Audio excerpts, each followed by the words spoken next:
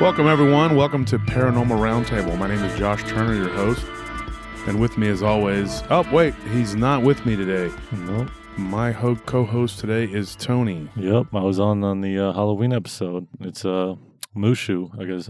Yes. As people like to call me. Or I like to call myself, He calls himself Mushu. I like to call him that, but Nelly will not. Yeah, Nelly doesn't like it. So my brother calls him Easter Island Head, but that's just rude. It's just a pet. It's a pet name. Yeah, okay. It's a pet name. Like I call Anthony Cook when we're out and about, and I tell him to go when he talks, but he gets mad. Yeah, he does not. Oh, I mean, he doesn't mind it.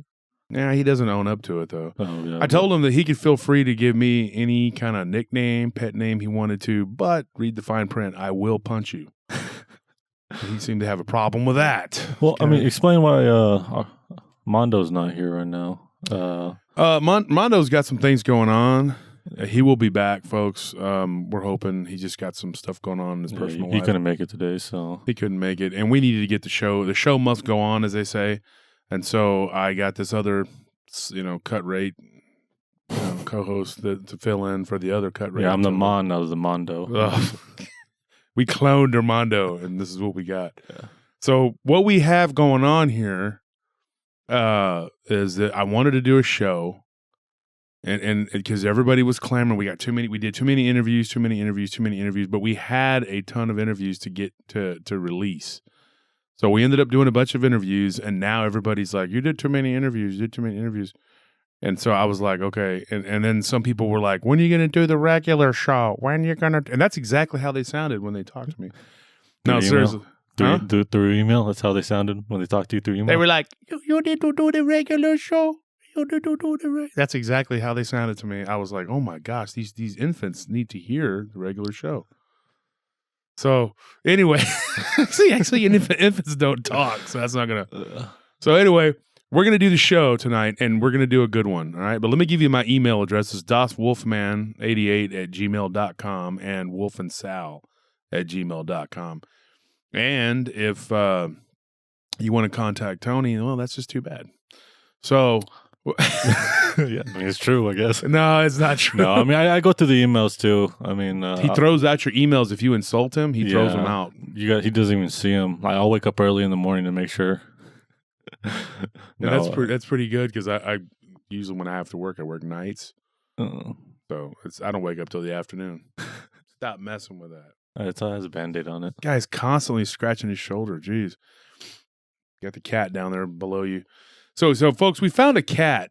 We found a cat on Thanksgiving at one of our job sites.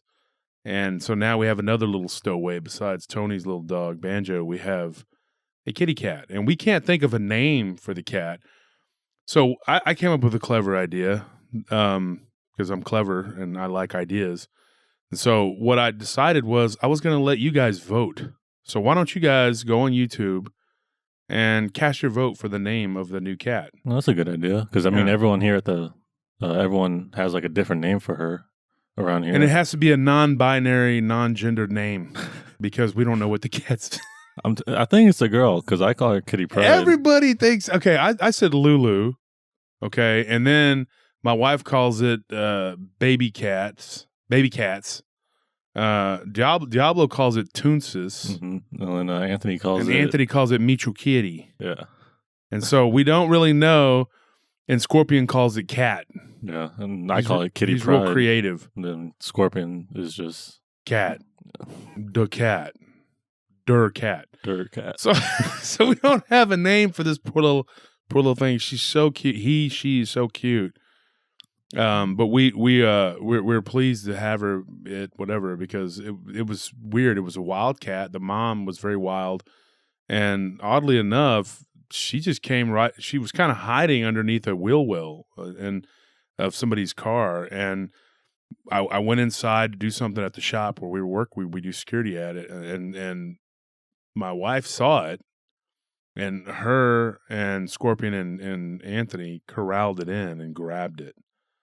So it was pretty cool, and she let him pick him up, and just was real sweet, surprisingly for a little feral kitten. Yeah, I mean, even here she's playful, very just nice. She comes up to people. She Mm-hmm. When I first met her, she was a little shy, but it took about 5 minutes, and she was jumping all over me and scratching me, and I have new cuts all over my arms and legs. She was trying to defend herself because she thought she was going to end up being Kung Pao I already saw where you were going when you said defend yourself. She was like, "Oh no!" I'm just kidding, folks. But seriously, she didn't want to be turned into egg rolls. So I'm messing with you, Tony. Tony's my guy, so I could pick at him. Yeah. Well, here's a funny thing. Okay, we need help with a name because we have to figure out what we're going to call it. I have a name for it if it's a boy. What was the name I was going to give it? No idea. Bobcat. Bobcat. I was going to call it Eddie. Very original. I just figured Scott or Eddie. Why not call him? I don't like people names for animals. I do. My friend had a dog named Steve, and I thought he was pretty cool. The dog was cool. The name Steve was not. You know what? I had a hat named Steve, and I actually did a review on Amazon about that hat. If you go to Amazon and you look up my name, I actually did some silly reviews on there, and one of them was a hat named Steve. I'm not even making that up. It was years ago, and it was about a black Texas Longhorn hat that I bought, and I did a review on it. They asked me to do a review. You know how they keep pestering you? Yeah. Review your product, so I reviewed it. My buddy Pete Faden, lives up in Colorado, one of my best friends from years and years. He was a big-time Amazon reviewer, and they would actually send him, like, free products and stuff. I don't think so you could review it and... Yeah, I don't have the patience for that, dude. I couldn't do all that. I couldn't care. Yeah. But anyways, we also set up a PayPal, folks, and we're going to post links to that. I want to ask everybody a favor. If you guys have money, send it to me. I'm just kidding. Seriously, because we need to support the show, and you know, we work all the time. So getting the show done is not always a priority because we have so much work we have to do all the time. And so it was like one of those things where if we had like a more of a revenue stream coming in from the show, then we could focus more on the research and doing the show and spending more time doing more shows. You know, but instead we have to work all the time. And so, yeah, that's an issue. It would definitely help, and we want to make sure you understand. Like, we're not asking for money. We're just like, if you have something extra and you want to support the show, just send it to us, and we would appreciate it greatly. I mean, it would make what we're doing a lot easier around here, because we know that whenever we do the show, Anthony and you and would have to be off, and I would have to work a lot. So. Like right now, we're having to like coordinate it to where we can, you know, because we just got back from San Antonio, which was a great trip, which was cool. Yeah, so we had a good time. So yeah, we're gonna have a PayPal link. Anyone that listens to us on Spotify, Google Tunes, what is it, SoundCloud, iTunes, whatever. Yeah, any of you guys that listen to those shows, do me a favor and go to YouTube and like and subscribe. Even though you may not listen to it on that platform, because I know a lot of you, because I read the emails, don't even listen to it on YouTube. We have an audience beyond YouTube. But if you go, because YouTube, it helps us to that's our main platform. So if you listen to it on one of the other platforms, So anyways, yeah, the cat was now just climbing on the table. It was just determined to be a little pest. But it is a good ghost detector. Yeah. Yeah. We don't know. I'm just making that up.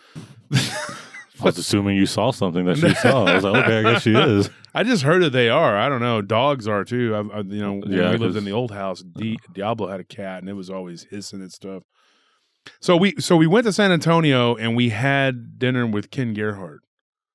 Ken is a great guy. We had a good time. We listened to him speak at the Whit Museum. We had fun. They served drinks, and there was a big party thing, kind of atmosphere going on.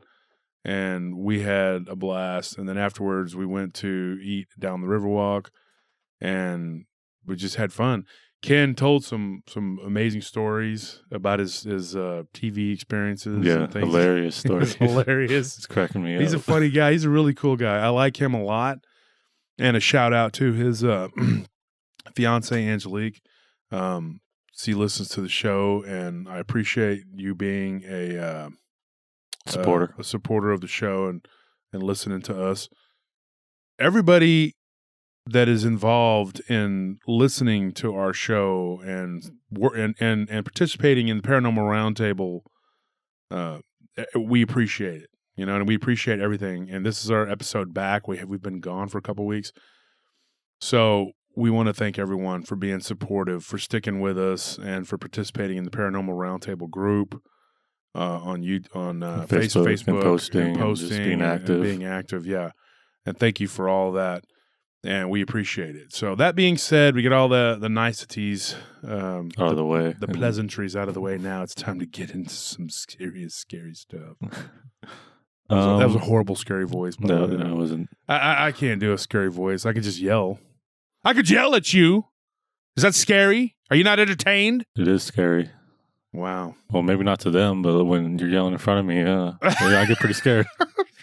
What am I yelling in front? Not even in front of you. You're across the room over here. I'm frightened in the corner right now. Oh yes, he's holding his wiffle ball bat to stop me if I try to attack him.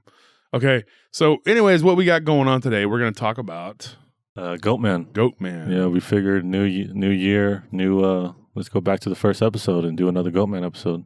I heard you had some great stories, so I just wanted to hear them from you. Yeah, you haven't told me anything about them. You just told me, you gave me a couple different subjects, and I said, let's do Goatman. Yeah. Well, I have gotten several Goatman stories since the first episode. And that first episode, we had some good Goatman stories, but the sound was so terrible. Yeah, we didn't have a good studio to record it in. No, we were just basically in a garage. Yeah. And it actually costs money too, folks, to do the show, every month. We are trying to get to a point where the show at least pay for itself. That's one thing that Armando keeps, harping on. And I always want the show to pay for itself. So yeah. So anyways, we got that going on. We got to do the Goatman because I've just been stockpiling some of these stories, and I got a lot of Dogman stories too. But we're not going to do that today. We're gonna save those for another time. But that's what we're gonna do. I have mentioned. I think maybe 3 or 4 of these to you just in passing over the past couple months. Yeah, but real short. You didn't give me a lot of details. You told me just like the crux of it. Basically, you kind of just told me a little bit because you normally do to prepare for like a show with Armando or something. But we'll go over the different encounters. Yeah. And this time we're just because we needed to get this show out, so we're just kind of dropping them. Mm. So we will begin. The first one I want to talk about was someone that was actually living in a house, and this one is more on the spirit side of it. Mm-hmm. The crazy thing about this one was that there was a Ouija board involved. So they were playing with one before, and then everything happened? Yeah, okay. And then wackiness ensues, and then some stuff happens. I think what people would learn, but they just keep opening portals. Keep trying it. And they think it's funny or cute or cool. A lot of these people, folks, I'm not a big Ouija board person. And if you would read some of the stories that I get from people that involve these things, you would not want to play with these things, okay? I can tell you that right now. So this Ouija board, this happened to someone in Ohio, and they were playing with a Ouija board. And what was crazy was they moved clear across the country. Oh, to get they moved into this house from across the country? When she was a little girl, she was 11 years old or 12, or from 11 to 12 years old. They were playing with a Ouija board, the person that gave me the story, and some weird stuff started happening. Like they started hearing heavy breathing in the room when they were asleep at night. And this thing would growl and it would grab her and her sister. Mm-hmm. And she literally saw her sister's nightgown be pulled as she tried to run out of the bedroom. Something grabbed it, like something was on the floor. Yeah. And she saw, she just saw the nightgown being pulled and her being pulled down to the ground and falling and then it ripping. And then her older sister running out of the room. Imagine how terrifying that would be in the middle of the night. And you have to see that. And then knowing that you're still in the room with whatever that is. I'm not laughing at you. I'm laughing with you. No, seriously. That's definitely frightening. Frightening, yeah. I was just thinking in the perspective of her getting she's trying to run out of the room and this thing pulls at her nightgown. I didn't even think about like, yo, this girl was like in the room. She just saw that happen and she's still in there with it. Because I'm looking at it from her perspective. Yeah. What's crazy was they had a slumber party for her older sister.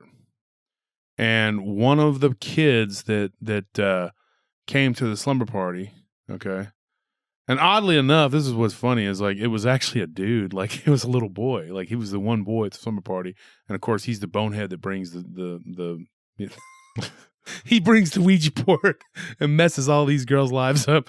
So he brings the Ouija board and they start playing with it, and that's, nothing happened at the time. They said that, it was like the planchette was moving by itself. There was this whole story. But then something began to happen. And then after that, it started with the beginning of it was there was weird smells, like a musty, like odor that smelled like farm animals. Literally, like she said, farm animals, like you have like how in animals, like you go to a petting zoo. Mm-hmm. She described it that way to me. And so I was just like, what is that, So what ended up happening was these two girls, they ended up, they lived in a 2-story house in, I think it was in Dayton. And one night their parents, like a lot of us latchkey kids, they were raised in the 80s. Parents had to go to work or whatever. And so they were at home alone. And they were upstairs playing Nintendo. And they hear boom, boom, boom coming up the stairs. And it clearly sounded like hoofs to these girls. And they were like, what is that? So it terrified them. So they hid in the closet where they had a plethora. I say plethora because that word sounds cool. They say they hid amongst a plethora of plushies. A plethora, I'm like a bunch of stuffed animals, folks. So they hid amongst the stuffed animals in the closet. These girls were terrified, and this thing walked into their bedroom and walked around, and it was sounded like hooves. They couldn't see it? That was like a... No, they did. No. They did. Her sister, I'm not going to say her name, but I almost said it, but her sister saw it through the door. It was cracked, and said that, now this is scary. The face was like a man. It was black. It was like a black. Okay, like pitch black. And the face was like a man, but it had horns on its head that were straight up. And it had like a beard. Okay, and it had fur on its legs, and it had hooves. And it had a tail. Not a really long tail, but she saw a tail. Sounds very much like a satyr or a satyr, whatever you want to call it. That's like a Goatman, because I think I was just thinking more like a Goatman. I was imagining having like a goat head and more like a human torso. That's another version of it. But this one is, and she said that it had little nodules, which is like she said she clearly saw, according to the sister that told me what her sister saw, like little bumpy nodules on its head. I know, I just don't even know how to. So it was bald. Not necessarily on the head, but like the forehead, and the face. That's what she described to me, which I just assume it was all over the head. She didn't actually say it had it on top of that. It's a good question. But I was just trying to listen, and this is, so that was in and of itself just disturbing that she saw that, and then of course she had to like cover her mouth and not scream, and they're trying not to breathe, and this thing is looking around. Didn't get a description of the eyes or anything like that. Not red, Mm-hmm. And then the parents come home while this thing is moving around in their room, and it just goes boom, boom, boom, boom, boom, runs out of the room. And parents didn't see anything? Parents did not see anything. Parents came in, and they were screaming. They were hysterical. The parents are like, yeah, okay, you've been watching too many Freddy Krueger movies, whatever, Nightmare, Elm Street, whatever. And that's literally what they blamed it on, because they had been watching Nightmare on Elm Street, whatever, and they were like, you're not going to be able to watch it. Yeah, but that's so weird to like... The parents blame that kind of stuff. Why would you associate that with that? Because it's like, oh, we saw Freddy Krueger, so then we saw a giant Goatman in our bedroom. How would that work? Yeah, the parents are weird back then, especially parents back in the 80s. You can ask Will Smith. Parents just don't understand, It's like, they just, I'm not laughing at these young girls' plight. Oh, no, I'm just laughing at the situation about the parents, because the parents were like, okay, you saw this weird thing, whatever. Well, let's fast forward here just real quick. Stuff went on with this individual entity. I was told a couple more incidents that happened. Another one was the young girl in question, the younger girl, the younger sister, not the one that actually saw it the first time. This was her first time to actually see it. They went to sleep one night and they heard this heavy breathing, which had become kind of regular. It was happening with alacrity. And it was,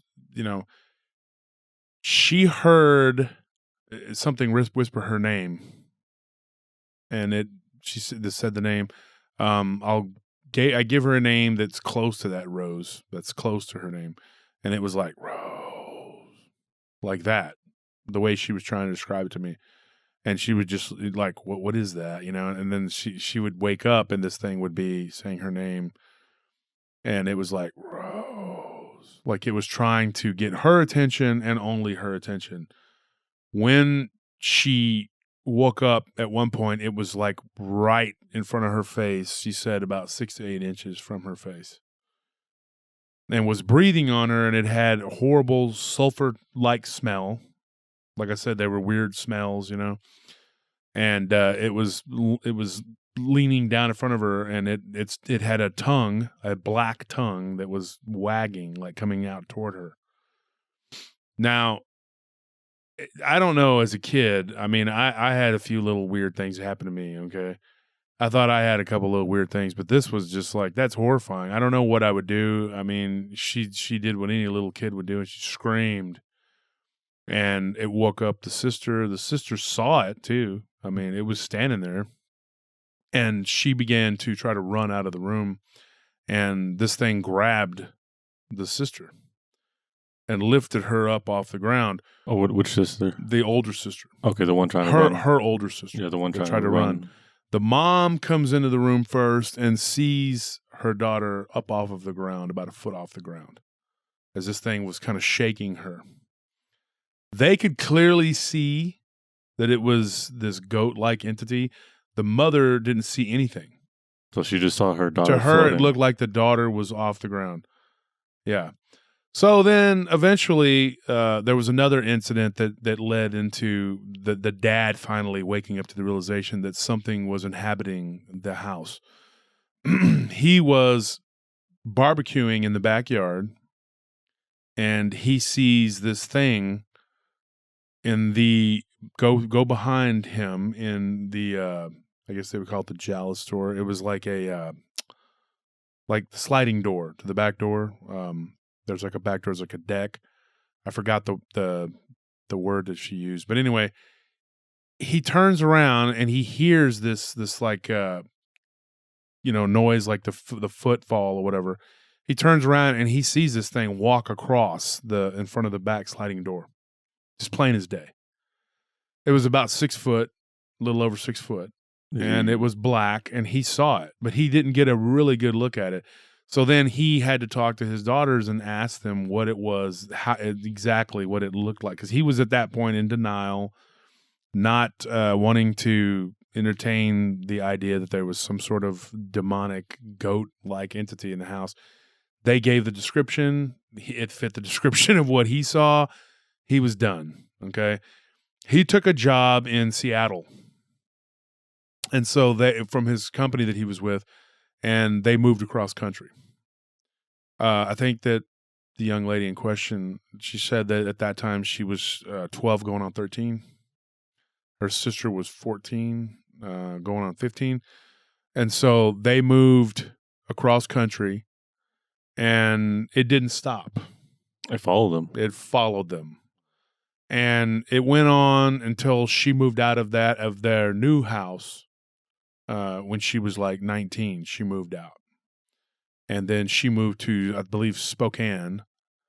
And then that was it. It didn't really follow her, but to this day, it does reappear once in a while, terrorizing her sister. Mm. So I think it's something that's attached to the sister because it doesn't really seem to be affecting her anymore. It doesn't really bother her, but the sister does seem to be the target. You know what I mean? Like that. And I think that, like I said, there was an incident where this happened in Seattle where they were awakened. They didn't see it, but it obviously grabbed the sister and pulled her down. That was one of the more terrifying, accounts that I remember. Yeah, it was pretty bad. So it was kind of hard. It's kind of hard to listen to too when you have to sit there and hear people tell you how they were traumatized by an entity. Folks, these things are real, I mean, and some people will poo-poo it and say, well, it's kids' imagination, or, they're just believing in, whatever, or like the parents at first were like, you've been watching too many Friday the 13th, Nightmare on Elm Street, whatever. I know from living in a house and having lived in a house, and if you go back to episode 2, I talk about that. I mean, these things are real, man. Like stuff happens to people, and it's scary, and it's sad that the taboo is beginning to be lifted.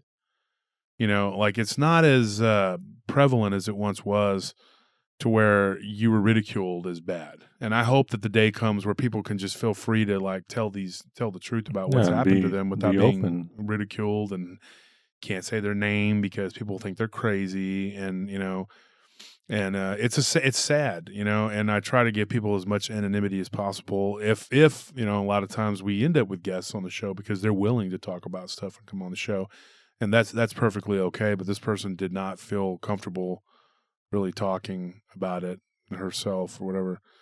So I respect that, but it was a terrifying thing. Now we're going to move on to another encounter. Staying with the whole black Goatman theme. Well, real quick, I just want to say, like, nobody cares what you want to say. Anyway, moving on. This could have been all prevented if they just didn't mess with the Ouija board. Yeah. Yeah, it's like, how many stories are people going to have to hear to learn that, like, just don't mess with these. These aren't toys. They're not meant to be. Even though Parker Brothers seems to think they're toys.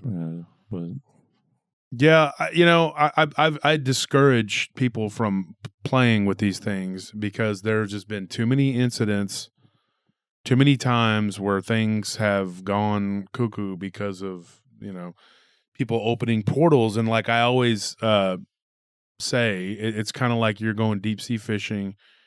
You're throwing a line out there, and you don't know what you're going to conjure up. You don't know what's going to come out of that. I mean, it's like if you were out in the ocean, you threw a trawl net out there and you just dredged up whatever comes up. There's no telling what you're going to get. You might get a shrimp, or you might get tuna. You might get an old boot. Yeah. You don't know what the ocean is going to bring you. That's very similar to the spirit world. You're opening a portal. You're opening a doorway that a lot of times can't be closed. Now I don't know. I mean, there have been people who've told me stories. Oh, a friend of mine has had stuff happen from a Ouija board, and he has been real adamant about me not talking about it because for some reason he has an overriding fear that if we even talk about it, it's going to come back. And this is a guy that we all know very well. He's a good friend of ours, and he doesn't want to. I've told him. I said, look, it's not going to, just talking about it may be therapeutic because he has a lot to say about it, but it has subsided over the last few years, and he's afraid that if we were to actually talk about some of the incidences, that it would bring it back. Now, I don't really believe that, but I get that he had dealt with it for so long that it's not something that he wants to revisit or have come back. You know what I mean? But he's pretty adamant that doorway cannot be closed. They tried to burn it. It didn't burn. Tried to throw it away. It reappeared. I mean, gosh, I don't know what to say about it. I mean, it's a long, convoluted story that one day I hope to be able to tell. Out of respect for him and his brother, I'm not gonna get into any details about it. And once he says, "Hey, you know what? We can talk about it," and he gives me more meat about it, then maybe I'll speak of it. But until then, I don't want to Until then, we'll just respect it and just... Yeah, we're not going to talk about it. But, he's real adamant that door never closes. I don't think people know a way to. Like, there's no... Like, we can open it, but do you really know a way to close it successfully? Get rid of it? No. You don't even know what you're dealing with. How can you, like, learn to or know how to close it? Well, here's what's funny. Here's what's interesting about that last case, and I'm going to say this. The young lady, I'll call her Rose, she told me that they never saw the entity again when they moved to Seattle. They knew it was there. They could hear it, and it sounded just like the Goatman that was in Ohio. But they never saw the entity again. Like, her and her sister have not seen it. As far as she knows, her sister hasn't seen it. It was like invisible after that. But when they were in Ohio, it appeared as a Goatman type. They're also younger then too. Yeah, and that was another thing we talked about. When we were talking to Ken last night, when we had dinner with Ken, we did discuss that, how when you're young, and Ken kind of agreed with that we, as children, we can see and hear things. And then when you get a little older, you get people tell you that they're not real, and you start losing that connection to your, I guess, just that openness that you have as a child, that ignorant openness to where... You little ignorant turds. You little ignorant turds. Why are you seeing stuff, man? No, I get what you're saying. You're ignorant to the ways of our ridiculous, like the constraints that are put on you by society. Yeah, and you don't know any better, so you just see what you believe, or you believe what you see. So when you see it, you just you don't know that it wouldn't exist until someone tells you it doesn't. So that being said, like I said, we'll move on. This is another one that's sort of in the spectral category, and this isn't as long of a story. It was just given to me. This one is kind of crazy, and it was also black, which is weird. We're kind of having this black Goatman theme here. I don't know what, just kind of like broke them down, and I thought it was weird that I ended up with several Goatman encounters since episode 1. And these involve these black looking Goatmen. This one was someone who had practiced shamanism, and I kind of guess they didn't really have any business doing it. And they were living in Hawaii, and they started working with a shaman there. Now, the person did tell them that they shouldn't really be doing this because it wasn't something that was from their heritage. It wasn't something that was from their, the person that he was learning it from was doing it, I guess what they call like a Hawaiian medicine man. And he kind of warned them, to not really be messing with this, but he was real adamant about trying to do it. So then he ended up just kind of attaching himself to this guy, and the guy eventually started showing him some stuff. And he said that he warned him, if there's anything that's weird or unusual, that you need to stop. Hawaii is a weird place. I've had a few friends that have gone out there, and two in particular I can tell you that went off the deep end. I don't know why. I don't know what happens out there. I know that there's I've gotten a few stories out of Hawaii. One that was almost like a really creepy, I guess you want to call it a Bigfoot type story. I don't know where to classify it. Maybe one day I'll tell that one. But it was given to us by a waiter.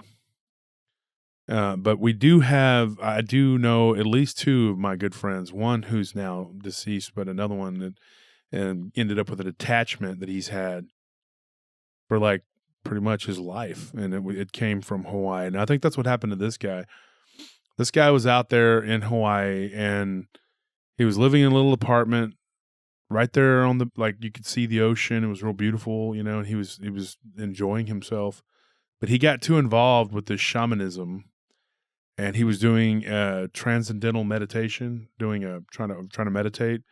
And he conjured up the image, or I would say he conjured it up. I don't know. I don't know how to describe what it was that he was telling me. without trying to, I mean, I don't want to taint it with my own belief of what he did. I'm just going to tell you what he said happened. He got the image of a goat type entity that sounds almost like identical to what these girls went through, which is why I'm putting these two together. I got these stories like, several months apart, but still very similar in the appearance of this thing. It had like horns on the top of its head. It was bald, like balding with sparse hair, and it had like horns growing out the bottom of its cheeks, of its jaw. So weird that almost looked like there were spikes that were driven through on either side of its face, the way he described it. It had the face of a man. It was black, completely black, except for the horns, and then the whites of its eyes. It was very man-like, but the legs were hooves, and the rest of it was like a man with was very hairy. And now he got the image of this thing standing on the balcony. And when he tried to come out of this trance, this meditation state, it was like that entity was stopping him from doing that. Now, over the rest of over the next several weeks, whatever, he got attacked. He had a dog that was killed, that he believes that this entity killed his dog. He was choked in his sleep. He was drug out of his bed. And then ultimately he was flung off of his balcony, off of the second story. He didn't mention anything to the medicine man, or he didn't try to. Yeah, he did. And he was trying to get and the guy told him, all these different things he needed to do, and none of it worked to close that door, to get rid of this thing. And this had nothing to do with the Ouija board. It was just meditating and deep, whatever, he was messing with stuff. He was messing with things he didn't understand. Yeah. And he really should not have been. And the guy that taught him that was kind of, I guess, remorseful. Like he was regretting having told him, that he shouldn't have told him, And so the guy ended up with like a demonic entity, I guess you want to call it, like just basically inhabiting his apartment. But the thing is, it harassed him, but it also harassed his girlfriend. His girlfriend came over, and one day they were watching a movie, kind of a Netflix and chill type thing. I'm just kidding. I don't know what they were doing. They were over there watching R-rated movies, folks. Okay, they were watching Freddy Krueger. Sort of Freddy Krueger and Freddy Krueger's. They were watching that. Was it Freddy's New Nightmares? Those are horrible. So maybe that's why the Goatman got mad. Yeah.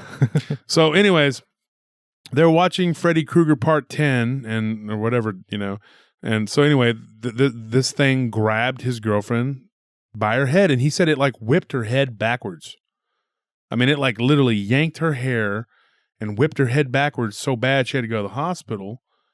And it gave her whiplash, like it messed up her back and her neck, and her head like whipped back and then flipped back forward, and it looked like somebody getting hit by a car.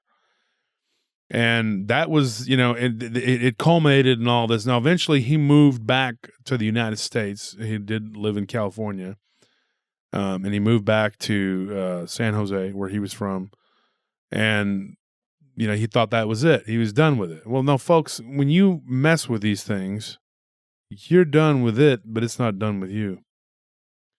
And I've had people say that before too, like just because you're done with your past, like I've moved on. That's in the past. Your past is still your past. Yeah, it's going to follow you. Exists. And I can tell you, Mr. Turner, that's speaking right here, right now, Wolf, can tell you that your past don't go away. I can go anywhere and my past will follow me. There are people that, they're going to remember you how you were. You can be like, well, I've changed. I'm a new man, like I was telling Ken last night, like, I was known before for being infamous, and I'm known now for the show, but you still have that infamy in your past, people that are going to remember you in that way. And there's nothing you can do about that. So the past is going to be there. So you young people, you think that you're done with the past and you've changed. There's still going to be people and apparently entities too that don't give a crap about you change. Okay. So what you do, it echoes. Yeah, there's no new year, new you in this situation. Yeah. You don't get to just leave it because you want to. I think it was a movie Gladiator where he says, what we do echoes in eternity. That's a good quote. That's a very good quote because quote. It's like, that's what happens. And in the end, we're shadows and dust or whatever. But the bottom line is, yeah, what you do, it keeps going. Whether you're a Christian or a Buddhist or a, Hindu or Muslim or whatever, all religions are pretty much basically going to tell you the same thing. What you do is kept in a record. Well, some Buddhism, people call it the Akashic records, Yeah, Buddhism is Buddhism, it doesn't even follow you. It follows you after death. After death, that's karmic. Even if you die, it still follows you. Well, Christianity too. Yeah. You're going to burn in hell, or you're going to go to heaven, or you're going to pay a torment, or end up in, I guess, Catholics believe purgatory or whatever. And folks, we're not subscribing to anything like as far as whatever. I'm just saying that this is a universal held belief. Okay, if you mess with something, and not to get too preachy, I'm not proselytizing to anybody, but you will pay the price. I mean, whatever it is, and when someone decides that they're going to take it upon themselves to mess with something that they're not really supposed to be messing with, that's what happened to this young man. Ultimately, he ended up in a very bad car wreck, and he ended up having to learn how to walk and do all kinds of 2 years of rehab or whatever, and it was horrible. I mean, like his life was, and he attributes it to this goat-looking entity thing that attached itself to him. Here's the interesting thread. He never saw it again when he moved back to San Jose. Oh, okay. Now that kind of ruins my thing, what I said earlier about them being younger and then like getting older, but because he didn't see it again. But then again, he only saw it in his mind's eye a couple times. It was pretty much invisible because I made sure to ask him that because I was trying to remember the last incident, and I was like, I didn't give him any real details about what she had said because I didn't want to taint what he was trying to tell me. But I did pick up on that. Now that folks, and people you're out there, people who I've spoken to and I've gotten stories from and information from. Me, I'm pretty thorough. Like I'll ask all kinds of questions. Sometimes I'll even be like, "What were you eating that day?" Because you know what, even what you eat can affect your perception. People don't know that. A lot of people don't realize that. But people will be like, well, why is that important? Well, it depends. I mean, it depends. What did you eat before you went to bed? I mean, it just, you have to get every little bit of detail about these stories so that you can kind of piece together what, so when I present it, I can give my, your own views, and you could like set the mood a little better. And absolutely. And so what I have to do, I have to sit there and try to discern, if you will, these stories, and I'm going to give you my belief in what I think is going on here. I think that he played with something and it burned him. That's what I think. Now, moving on from those two, the spectral encounters, we have another one. Now, this involves a black Goatman too, which is another. Now, this happened near Junction, Texas. We're moving back to my home state here, folks. This one was weird. Now, this one, you got to follow me on this one, guys. This happened to a group of, a hunter, and then turned into a group of hunters that had to deal with this thing who, they were attacked. Okay. Now, in that area, what I've learned is that there are big game, not reserves. I don't know if you call them reserves, but there's people that have raised big game that are more exotic. And you can go out in that area. This is what I was told. And that you can go and hunt on these lands where these animals, they're kind of like in these giant fenced in areas, but there's huge tracts of land where you can go and you can hunt these exotic animals. And that there's a lot of them out there in this particular area where I was talking about. One of the, and I don't know, I haven't gone out there and looked. I'm not on safari, But one of these particular areas was adjacent to an area where this guy was hunting, and they were hunting. They were just hunting whitetail, and which is deer. And it was him and another guy, and they were with a group of 5 people, and they were splitting up in groups of 2. In groups of 2, and then there was one guy that was off by himself. He hunted by himself. He wasn't, And then they were meeting back at what was essentially like a little cabin, and then they would all get together at night and talk or whatever, and go back out and do it all over again. So they were out one evening. It was getting late. It was almost dark. And him and his buddy from college, they went to college here in Texas together. They saw something very strange. They saw what they thought was a black goat. He didn't say it was a goat per se. He said it looked goat-like. And it was sitting down in between some mesquite brush or whatever, and he thought that it looked like one of these exotic animals. It had really long, curved horns. Not like a ram. Now, I asked him that, and like I said, I'm pretty thorough when I ask these questions, and it wasn't, but it had kind of a curvature to the top. The top of the horns kind of came down and curved, and he thought, what is that? Now, he said they were probably about 50 yards from it, and it was just laying down in the brush.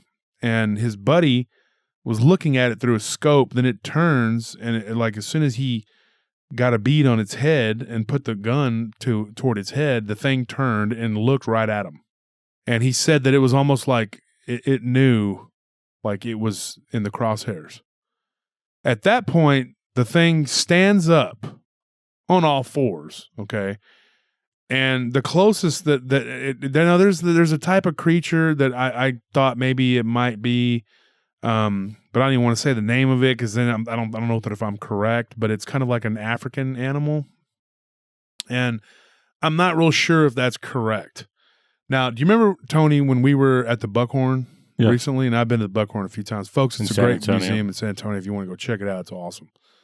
Now I did see one. Remember I told you that there was a story that I had that was similar to that. Remember the really big one? Oh, yeah, you pointed out. There was a really big one. Mm-hmm. Yeah. That's the closest I could come to of a description to this thing. Now, I don't really know if that's completely accurate, but that's as close as I could come. You remember how big it was? Oh, it was gigantic. Yeah. Now he said that this thing looked like it was probably 600 pounds.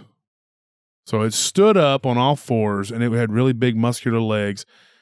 But he said that the front legs looked odd, and that it before their eyes began to morph.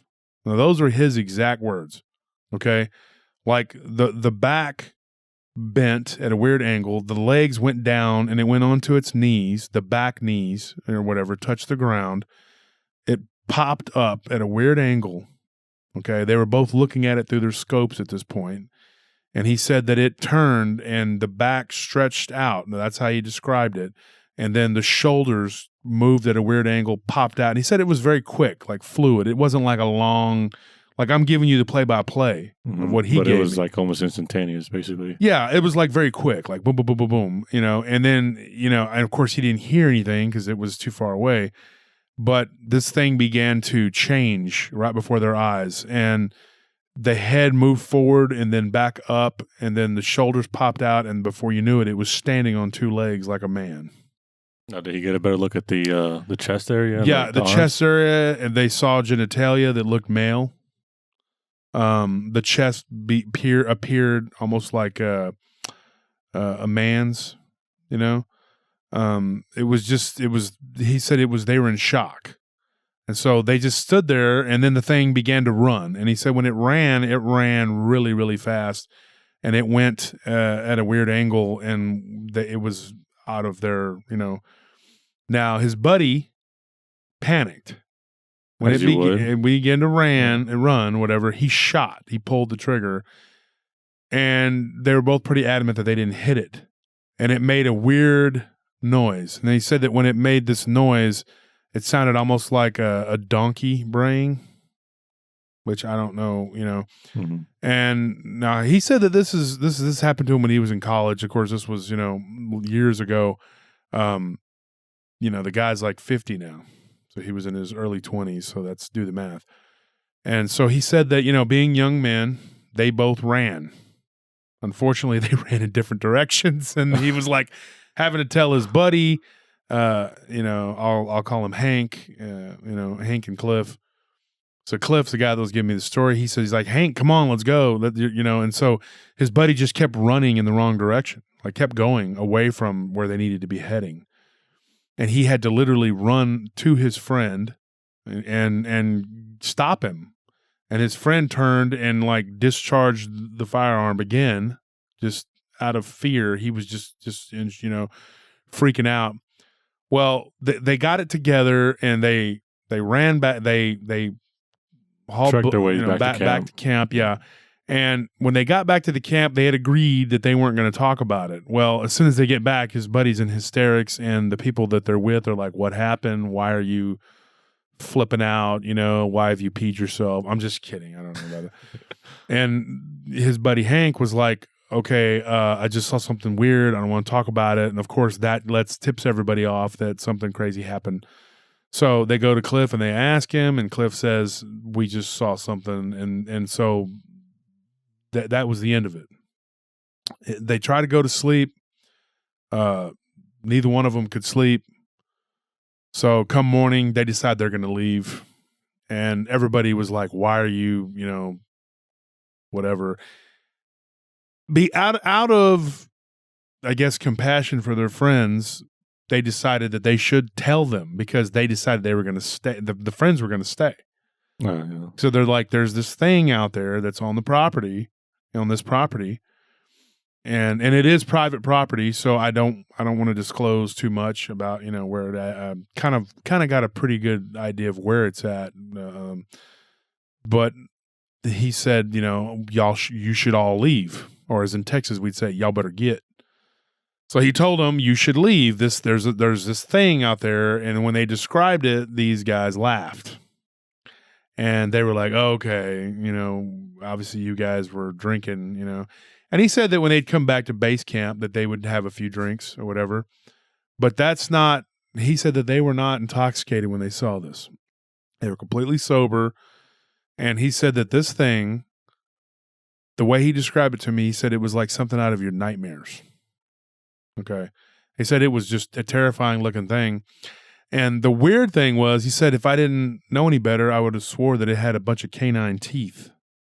So it looked like a goat type entity, type creature. So it didn't have like the face of a human like the other two. Did not have a face of a human. It had goat face. horns and it looked very demonic according to him. It was shaggy. It had long hair in the back, almost like if a man had long hair, which is even more disturbing.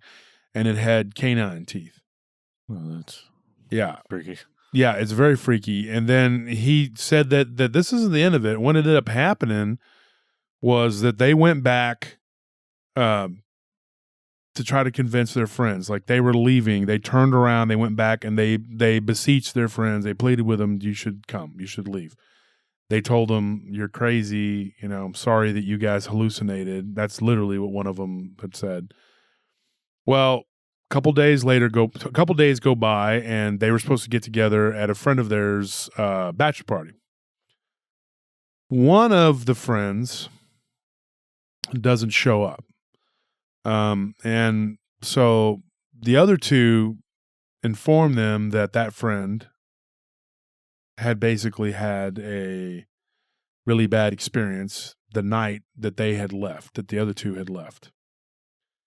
The next morning they woke up, there were only two guys left, and the third guy had bailed. So they never spoke to this guy again about what he saw. He would never talk about it. But the other two told them that the third, I guess it would be the night after that. So it'd be 2 nights removed from the first day that the first two guys, Cliff and Hank, saw this entity. Now, these two guys... They're by themselves by now, right? They were by themselves. Okay. Something came onto the cab, up to the cabin. the third night that they were there when they were sleeping. Banged on the door, and one of them wakes up thinking, oh, it's one of the friends. He decided he forgot something. He decided to come back. It wasn't but maybe 9 o'clock at night. It was dark. He goes to open the door, and the other guy, the friend, says, no, don't do it. And he asks him why. He says, I saw something walk in front of the window, and it's not human. Now, he said he didn't get a real good look at it at that point, but it was not human. He knows that. He saw horns. Now, his friend is like, you're crazy. You know, Cliff and Hank got to you. And then the other guy, whose name I didn't even know, he was like, they got in your head. All these little stories. And then the other guy leaving, you know, it's like, oh, yeah, okay, you're scared. So what ended up happening was the banging got more, it was louder and became more, I guess, furious or whatever. And they thought that the door was going to fly open. So they grabbed their guns and they're clutching their rifles and they're pointing them at the door at this point. Now, here's the weird thing. Once that happened, this thing stopped. Like it was like immediately they grabbed their guns, they pointed at it, and the escalation stops. Everything stops. To me, it sounds like almost like this thing knew that it was a gun pointed at it. Yeah, it's like the second time that's happened to where it. Yeah. That was one of the things that I thought was really odd. Now, this guy told me, I'm gonna try and do a follow up on this because he told me that he could get me in touch with one of the guys that was ones that stayed behind. He would be willing to talk about it. Now, none of the other guys would be willing to discuss this with me. But he said that this guy would be willing to talk about it to me. Now, that wasn't the end of it. They stayed there in that cabin. Okay, folks, this is back when everybody didn't have a cell phone in their pocket. They stayed there in that cabin with this thing banging around all night long, making noise, bellowing, as they said, sounding almost like a donkey braying, like once again, that same noise it was making, and like banging and bumping against the walls. And whenever they would hear it, you know, bang against the walls, they'd point their rifle in that direction, and then it would move on. And then it would come back. And then there was something that was throwing like rocks against the back of the cabin. Morning comes, and it's stopped. So then they go out to the truck, they get in the truck, and they bail. Well, as they're driving away, one of them that's in the passenger side looks and sees this entity standing. He can see it in the passenger rear mirror. Like he can see it standing there, like on the edge of the road, like, you know. And he said that it was probably about 7 to 8 feet tall. Got a good look at it. It said it was black and it looked like a goat type entity, just the same description. I still think that it looked almost like one of these African type creatures, you know. So let's break this down, you know, folks. That was the end of that story. One of the things that I wonder about this encounter is that if it's to be, you know, and I'm not saying I don't believe you, but I'm just saying if it's to be believed complete in its entirety, if everybody's descriptions were correct, okay, how did it know that these, obviously it knew guns, but through a wall? I mean, only thing I can think of, because I read these fantasy books. Oh my god! Well, I don't want to sound like I'm making it or make sense, but there's something in the books where it's called like killer instinct, where like you have the intent to kill and they can feel it, and that's the only thing I can think of. Like they're pointing these guns at this thing, wanting to defend themselves and shoot whatever it is, and maybe it can sense that, or it can just sense like, you know, you're honing in on it. Maybe, you know, like maybe. I mean, that's the only thing I can think of. And when you said that, that was like the first thought that came to my mind. But I mean, I'm not sure. Another question I had for you though was: is there other instances of Goatman like going from 4 legs to 2 legs? Yeah, actually, I have a couple others, like but yeah, but those were different color, you know, because we're kind of going with the black Goatman theme or whatever. Yeah, I did. I actually have gotten a couple, and I even had one that made the popping noise, kind of indicative of what Dogman You know, I don't know. I mean, I can't. It's so weird. These things are so bizarre. The encounters we get are so bizarre. You know, that story, it's creepy, dude. I mean, the thing ran really supernaturally fast. It did chase them all eventually, ultimately from that area, but it didn't hurt them.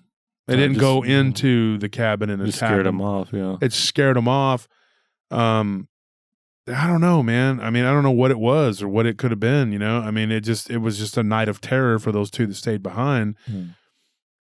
I bet they would listen to their friend. I bet you they were like, one guy. I'm really curious about what that one guy experienced by himself to freak him out so much. Yeah, I know that he never would talk about it. Yeah. Well, sometimes people there's different kinds of people. Like somebody can talk about, like my friend that saw the dog man with me.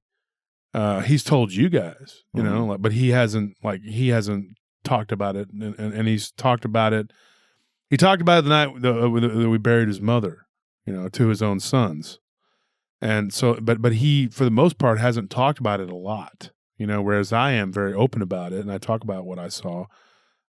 He kind of kept his cards, you know, closer to his chest, but he has talked about it on different occasions. He told my wife, and you know, but he's not just out there, you know, he's obviously not taken in by the paranormal and talking about it all the time, you know, like I did.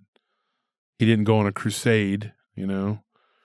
I'm not saying I went on a crusade, but I'm saying, like, compared to me, you developed a higher interest towards finding out what the heck I saw. Or he was more like passive about it, yeah. And people would say, well, he doesn't really talk about it, you know. And then there are people who have seen these things, and they just won't talk about it. Like I got a buddy of mine that saw one near the San Gabriel River, not a goat man, but a dog man, and he just will not talk about it.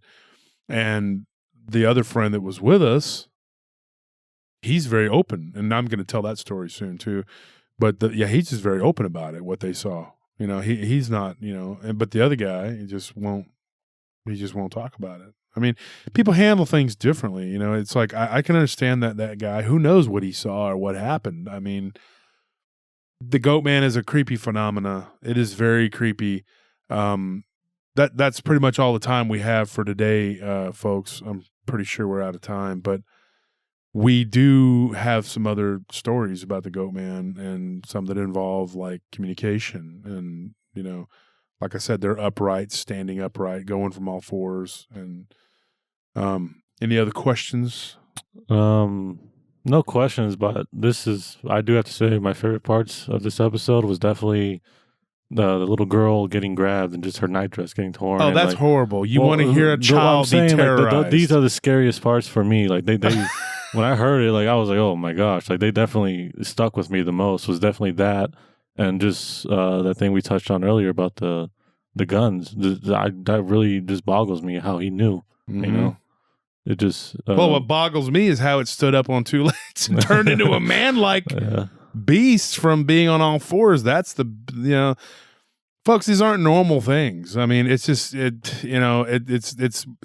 I really believe that we're dealing with some sort of supernatural.